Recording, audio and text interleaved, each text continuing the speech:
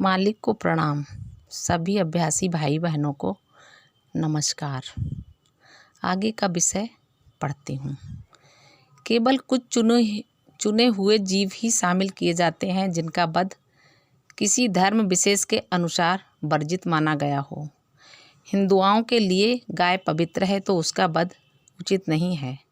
कभी कभी तो गौवध के इस मामले को इतना अधिक महत्व दिया जाता है कि सारे देश में उस पर विवाद उठ खड़ा होता है, जिस दंध में राजनीतिक तथा धार्मिक नेता भी शामिल हो जाते हैं।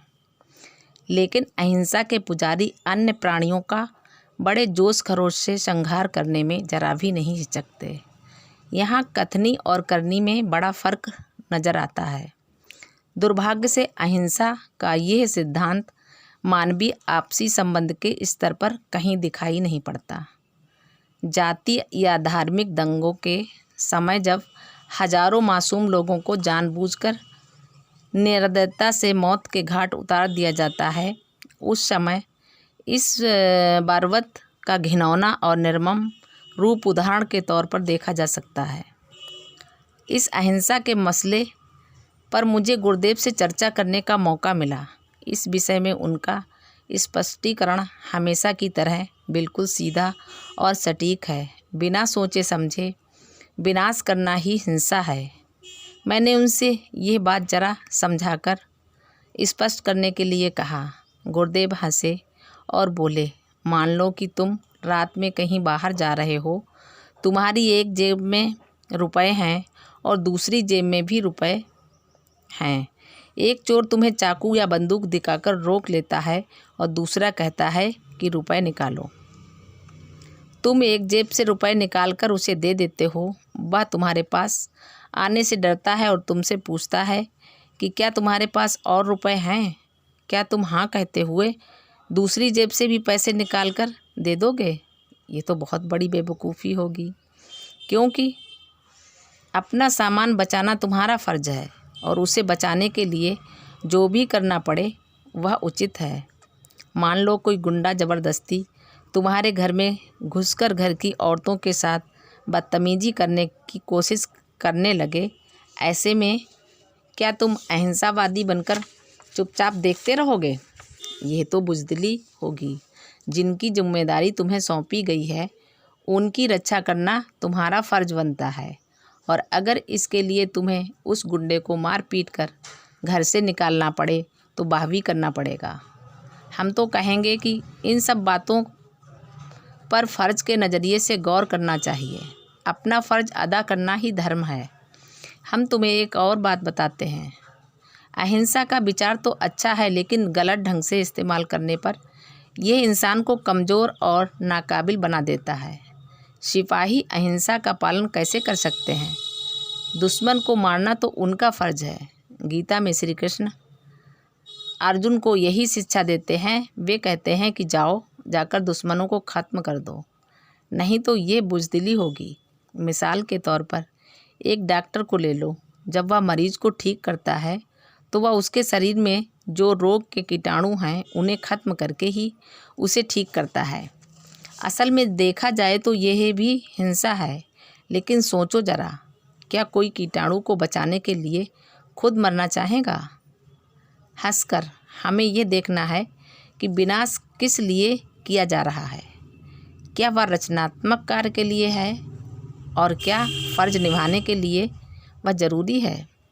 स्वास्थ्य लाभ या बीमारी को ठीक करना रचनात्मक कार्य है, और विनाश के लिए बिना रचना नहीं की जा सकती, और विनाश के बिना रचना नहीं की जा सकती। इसलिए विनाश अपने आप में गलत या बुरा नहीं है। उसके पीछे हमारा मकसद क्या है, उसी पर गौर करने की ज़रूरत है। हमारे मन में विनाश का कोई विचार या भाव नहीं होना चाहिए। वह बुरा है। सिपाही को स्वार्थवश नहीं मारता। उसे पता तक नहीं होता कि वह किसे मार रहा है। उसके दिल में मारने वाले के प्रति कोई घृणा नहीं होती। नफ़रत या लालच के कारण वह ऐसा नहीं करता। वह तो सिर्फ अपना फ़र्ज़ अदा करता है। उसी प्रकार डॉक्टर जिन कीटाणुओं को नष्ट करता है उसके दिल में उनके खिलाफ कोई घृणा नहीं होती, लेकिन किसी की जान बचाने के लिए उसे वैसा करना पड़ता है। मान लो तुम्हारे बच्चे को काटने के लिए सांप आगे बढ़ रहा है, ऐसे में क्या तुम चुपचाप बैठे रहोगे? ऐसी अहिंसा तो निरी बेवकूफ़ी ही होगी। आध्यात्मिकता में गुरु की आज्ञा मानना ही सबसे बड़ा गुण माना जाता है। जब कोई शख्स अपने गुरु को समर्पण कर देता है, इसका मतलब हुआ कि उसने पूरी तरह खुद को समर्पित कर दिया है। अब वह गुरु का सिर्फ ताबेदार बन गया है, गुरु के हाथ की एक कठपुतली। ऐसा इंसान ये सोचने की जुर्रत कैसे कर सकता है कि क्या सही है और क्या गलत? यहाँ तो भाई आज्ञा मानना ही सही है। ज़िंदगी के कई स्तर होते हैं और हर स्तर पर हमारा फ़र्ज़ अलग होता है। सिपाही अपने कप्तान की आज्ञा मानता है, लेकिन कप्तान अपने सिपाहियों को हुक्म देते वक्त खुद अपने वरिष्ठ अफसर की आज्ञा का पालन कर रहा होता है। और इसी तरह ये सिलसिला हुकूमत की सीढ़ी दर सीढ़ी जारी रहता है। आध्यात्मिक कामों में अपनी पसंद या राय के लिए कोई जगह नहीं होती। मालिक ही हर मामले में हमारा मार्गदर्शन करते हैं, और अगर प्राकृतिक विनाश चाहती है तो वह भी करना पड़ता है। हम तो सिर्फ साधन या जरिया होते हैं। अगर कोई औजार भोंका या बेकार हो जाए तो कारीगर उसे फेंक कर उससे अच्छा औजार ले लेता है। समझे ये बात? इसलिए आज्ञा पालन करना सबसे बड़ा गुण है। आखिरकार मालिक तो सृष्टि के लिए काम कर रहे हैं और ऊपर से मिलने वाले आदेश का पालन करते हैं। वे ही जानते हैं कि क्या करना है। यहाँ पर आकर चर्चा खत्म हो गई। बाद में मौका मिलने पर मैंने दोबारा से आज्ञा पालन और विनाश के विषय पर चर्चा शुरू की। मैंने गुरुदेव से पूछा कि जैसा कि आपने बताया कि आज्ञा पालन सबसे बड़ा गुण है, तो जो लोग निष्ठापूर्वक अपने धर्म गुरुओं की आज्ञा का पालन करते हैं, उन्हें दोष देना कहाँ तक उचित है?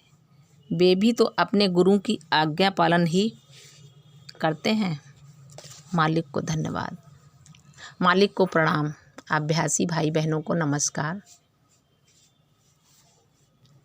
आज का वीडियो यहीं पे समाप्त करते हैं।